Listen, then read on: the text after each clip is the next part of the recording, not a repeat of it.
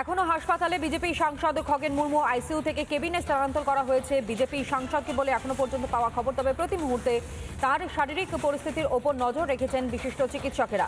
যেই চিকিৎসকদের পর্যবেক্ষণে ছিলেন খগেন মুর্মু, সেই চিকিৎসকেরা প্রতি মুহূর্তে তাকে পর্যবেক্ষণে রেখেছেন। আইসিইউ থেকে কেবিনে স্থানান্তর করা হয়েছে বিজেপি সাংসদ খগেন মুর্মুকে। তবে খগেন মুর্মুর আঘাত যথেষ্টই গুরুতর। চিকিৎসকেরা তারা বলছেন এমনকি সেরে উঠতে সময় লাগবে বলে জানতে পারা যাচ্ছে। অনুপম, আমার সহকর্মী এই মুহূর্তে আমার সঙ্গে রয়েছে। এই মুহূর্তে হেলথ স্ট্যাটাস কি রয়েছে খগেন মুর্মু জানার চেষ্টা করি। অনুপম,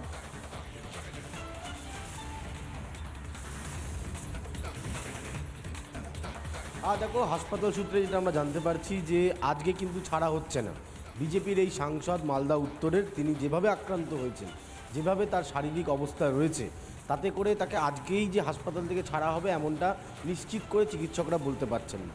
তবে যে আইসিইউতে তাকে রাখা হয়েছিল গতকাল থেকে অবজারভেশনে, সেখানে চিকিৎসকরা জানাচ্ছেন তাকে সাধারণ বেডে আপাতত স্থানান্তরিত করা হচ্ছে।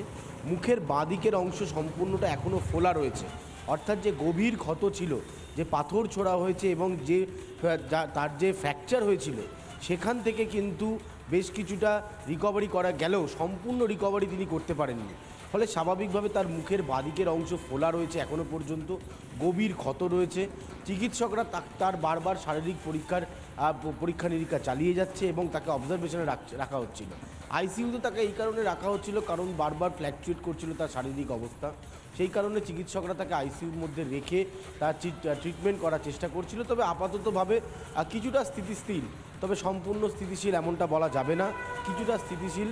কিন্তু আজকেই যে হাসপাতাল থেকে ছাড়া পেয়ে যাচ্ছেন মালদা উত্তরের সাংসদ খগেন মুর্মু বিজেপির, এমনটা নিশ্চিত করে বলা যাচ্ছে না। চিকিৎসকরা তার এবং তার পরিবারের সাথে প্রতিনিয়ত যোগাযোগ রাখছে এবং নিশ্চিতভাবে চিকিৎসকরা জানাচ্ছেন যে তার গভীর ক্ষত ছিল, যে ক্ষত যেখান থেকে আমরা গলগল করে রক্ত বেরোচ্ছিল, আমরা যে ছবি দেখছিলাম যখন তিনি আহত হয়েছেন, তাকে যখন আনা হচ্ছিল হাসপাতালে গাড়ি করে, যে পরিমাণ রক্ত তার শরীর থেকে বেরিয়েছে সেখান থেকেই স্পষ্ট হচ্ছিল ক্ষত যথেষ্ট গভীর রয়েছে।